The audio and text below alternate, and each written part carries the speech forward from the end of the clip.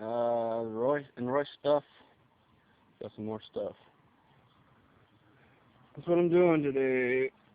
Working on that fucking thing. Getting all the black off so we can paint it.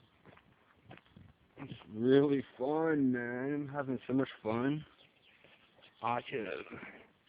This stuff is just spray aerosol paint stripper, but it's pissing me off because it doesn't spray upside down.